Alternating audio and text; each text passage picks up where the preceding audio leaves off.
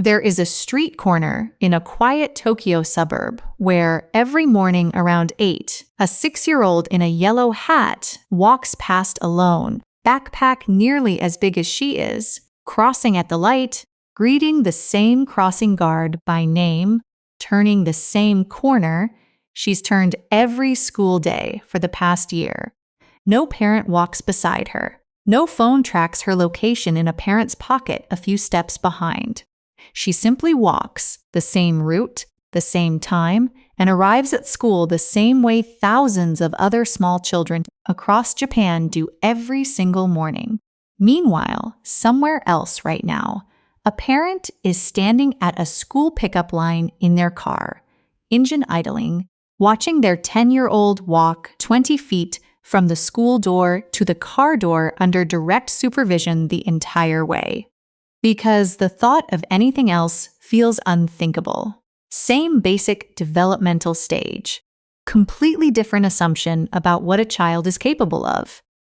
What if the difference between these two children has almost nothing to do with the safety of the streets they're walking on, and almost everything to do with 7 quiet cultural habits that shape what independence is allowed to look like at a young age? By the end of this video, you will understand exactly what those 7 habits are and why they build a kind of confidence that supervision, however well-intentioned, quietly prevents. Before we walk through the habits themselves, we need to address an assumption most parents carry without ever examining it.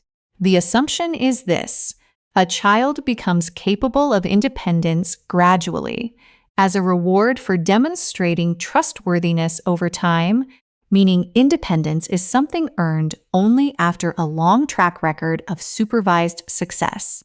This sounds responsible, but it creates a strange loop. Because a child can't build a track record of independent competence if they are never actually given the independent situations in which that competence would be demonstrated. The capability isn't being protected while it develops. It's being prevented from developing in the first place. This is the piece almost every parenting framework quietly skips. The real Japanese term, Jiritsu. Independence, specifically the kind cultivated deliberately and early, not as a single milestone, but as an ongoing practice built into daily life from a young age. The practice: children as young as 6 are given small, real responsibilities with real consequences. Walking to school, running a short errand to a local shop, taking a public train a few stops alone. Each task calibrated to be genuinely manageable rather than symbolically independent while secretly supervised. The scientific validation. Developmental psychologists studying childhood autonomy have found that children given age-appropriate independent tasks show measurably faster development of executive function, the brain's capacity for planning, self-monitoring, and problem-solving, compared to children whose tasks remain supervised well past the age they could reasonably manage alone. The second habit involves the surrounding community rather than the family alone. The real Japanese term, chiiki de sodateru, raising a child with the whole neighborhood, the understanding that a child's safety and development is a shared responsibility distributed across shopkeepers, crossing guards, neighbors, and other parents, not centralized entirely within one household. The practice: a shopkeeper along a child's walking route quietly keeps half an eye on the children who pass each morning. A crossing guard learns names. Neighbors know which child belongs to which house. The scientific validation. Sociologists studying what's called collective efficacy, a community's shared willingness to look out for children within it, have found that neighborhoods with higher collective efficacy show significantly better outcomes for child safety than neighborhoods relying purely on individual parental vigilance. precisely because responsibility is distributed rather than resting on one exhausted set of eyes. The third habit is about how the physical environment itself is designed. The real Japanese term, machizukuri, community building through deliberate urban design, extended here to how walkable, low-traffic residential streets are structured specifically with small pedestrians in mind. The practice: narrow residential streets, low speed limits, dedicated school routes with visible signage, and crossing guards stationed at predictable points create an environment where independent movement is genuinely, not theoretically, safe. The scientific validation. Urban planning research has consistently found that street design, not parental vigilance, is the single strongest predictor of child pedestrian safety, meaning the environment is doing structural work that supervision in a differently designed environment would have to compensate for entirely on its own. The fourth habit concerns how mistakes and minor mishaps are treated when they occur. The real Japanese term, shippai wa seikou no moto, failure is the origin of success, a common phrase used with children specifically after small setbacks. The practice. When a child gets briefly lost, forgets something, or arrives a few minutes late because of a wrong turn, the incident is treated as ordinary information to be absorbed rather than a crisis requiring immediate correction of the independence itself. The scientific validation. Research on resilience in children has found that manageable, low-stakes failure experienced without catastrophizing from adults builds stronger future problem-solving confidence than either constant success or failure treated as alarming, because the child learns that a mistake is recoverable rather than dangerous. The fifth habit involves the deliberate use of small, repeated rituals to build competence gradually. The real Japanese term, narau, yori, nareru, to become accustomed is better than to be taught. The idea that repeated lived experience builds skill more durably than instruction alone. The practice. The walk to school isn't taught once through a single lecture on safety. It's walked together a handful of times, then walked alone, with the specific route becoming deeply familiar through repetition rather than remaining an abstract set of rules. The scientific validation.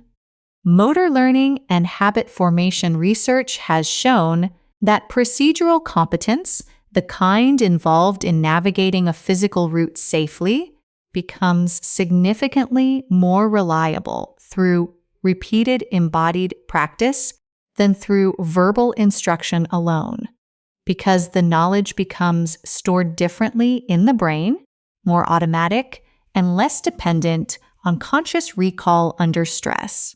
The sixth habit concerns the visible symbols given to a child undertaking independence. The real Japanese term rando-seru, the sturdy, standardized backpack worn by nearly every Japanese elementary student, along with the bright yellow hat worn by first graders specifically. The practice. These visible markers aren't mere fashion, they signal to the surrounding community exactly who these small pedestrians are, and that they deserve heightened attention from every adult who sees them, effectively extending the watchful community described earlier into a visual system. The scientific validation. Research on visual salience and driver behavior has found that high visibility markers on child pedestrians measurably increase driver caution and reduce vehicle speed near crossings, meaning the hat itself is functioning as a quiet, distributed safety intervention. The seventh and final habit is the most internal of all, and it has to do with what the child is told about their own capability, not just what they're allowed to do. The real Japanese term, dikiru, capable, used frequently and specifically toward children in the context of everyday tasks. rather than reserved only for exceptional achievement. The practice: a child who successfully completes an independent task hears clear acknowledgement that they were capable of it, not as exaggerated praise, but as calm, factual confirmation, building an internal narrative of competence rather than one of fragility requiring constant protection. The scientific validation, self-efficacy research in developmental psychology has found that children who receive specific, accurate feedback affirming their competence after real independent tasks develop stronger and more accurate self-assessment than children who receive either excessive praise or excessive protective anxiety, both of which distort a child's actual sense of what they can handle. As you've seen, the confidence built by walking to school alone has very little to do with the absence of risk. It has to do with 7 quiet habits working together: a family, a community, an environment, and a child's own internal narrative, all built around one shared premise. Cultivate independence early and deliberately through Jiritsu. Distribute responsibility across the community through chiiki de sodateru. Design the physical environment for small pedestrians through machizukuri. Treat mistakes as information through shippai wa seikou no moto. Build competence through repetition through narau, yori, nareru. Use visible markers to extend communal watchfulness through the randoseru and yellow hat, and affirm real capability through dekiru. None of it requires removing risk entirely. It requires building the conditions under which a child can meet manageable risk and come out the other side more capable than before. If this changed the way you think about childhood independence, please like this video and subscribe so we can continue unlocking this kind of practical Japanese wisdom together. Now, I want to hear from you. Which of these 7 habits do you think would be hardest to adopt where you live? Leave it in the comments below. Until the next video.